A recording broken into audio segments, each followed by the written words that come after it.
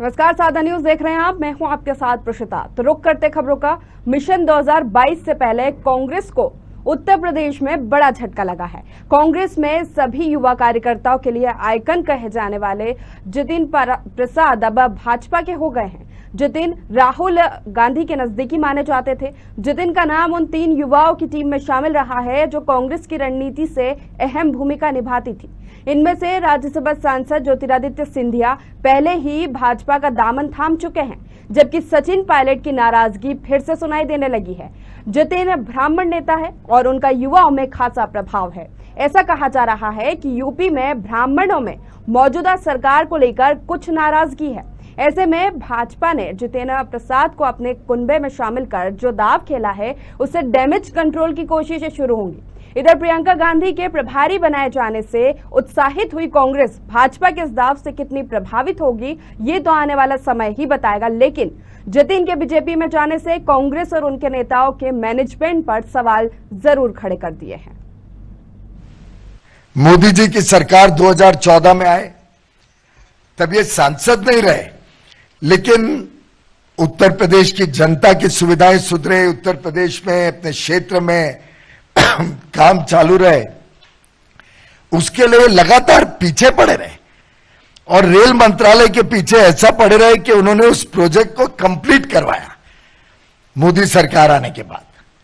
तो एक प्रकार से ऐसे युवा नेता, जमीन से जुड़े हुए नेता, लोकप्रिय नेता और जिनकी प्राथमिकता समाज सेवा रही हो, जिनको देश के प्रति प्रेम हो, ऐसे एक बहुत ही कद्दावर नेता, जैसे अनिल जी ने कहा, उत्तर प्रदेश की राजनीति में जिनका बहुत बड़ी भूमिका आगे मैं देख पा रहा हूं, ऐसे श्री जितिन प्रसाद जी हम सबको आज हमारी पार्टी के साथ, प्रधानमंत्री नरेंद्र मोदी जी के नेतृत्व के साथ, श्री जेपी नड्डा जी की अध्यक्षता में भारतीय जनता पार्टी में जुड़ रहे हैं।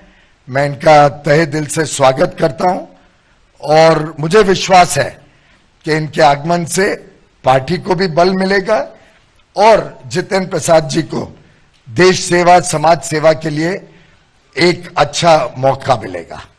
जैसे कि आप जानते हैं, मेरा कांग्रेस पार्टी से 3 पीढ़ियों का साथ रहा है।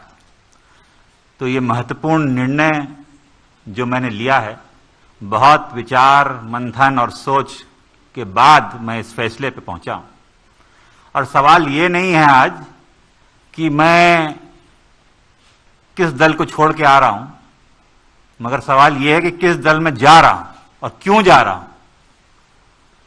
ये मैंने पिछले कुछ वर्षों से, 8-10 सालों से महसूस किया है अपने अनुभव में, राजनीतिक जीवन में, लोगों से मिलकर भ्रमण करके देश भर में, कि अगर आज कोई इस देश में असली माने में कोई राजनीतिक दल है जो संस्थागत इंस्टीट्यूशनल दल है,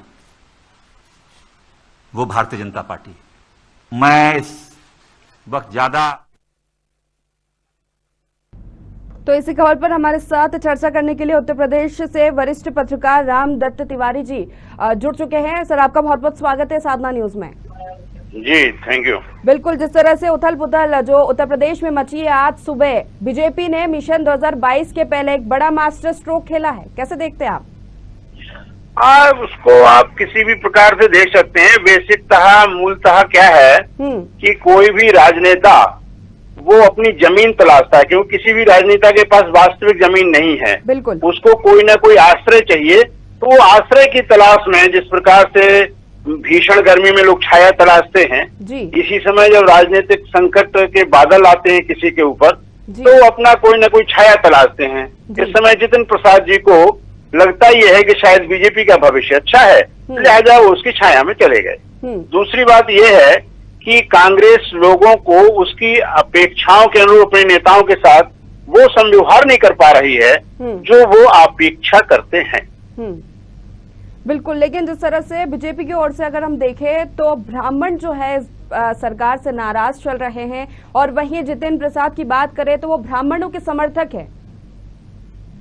भाई, इस समय बीजेपी के ऊपर उत्तर प्रदेश में एक बहुत बड़ा आरोप लग रहा है कि ब्राह्मण विरोधी है। लिहाजा उनका ये प्रयास है कि जो जिनके ऊपर ब्राह्मण नेतृत्व होने का एक छाप छपी है, वो उनको अपने आश्रय में लेकर के ब्राह्मण वोटों को अपनी ओर करने का पूरा प्रयास कर रहे हैं। और एक कारण ये भी माना जा सकता है कि 2014, 2017 और 2019 ये 3 बार ही जितिन प्रसाद चुनाव हारे हैं उत्तर प्रदेश में।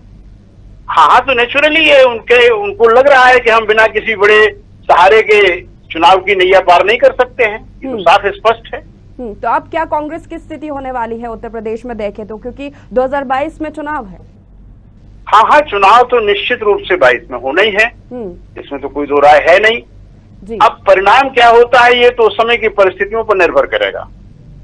चलिए, बहुत बहुत शुक्रिया हमारे साथ जुड़ने के लिए। तो उत्तर प्रदेश से हमारे साथ वरिष्ठ पत्रकार रामदत्त तिवारी जी जुड़े थे।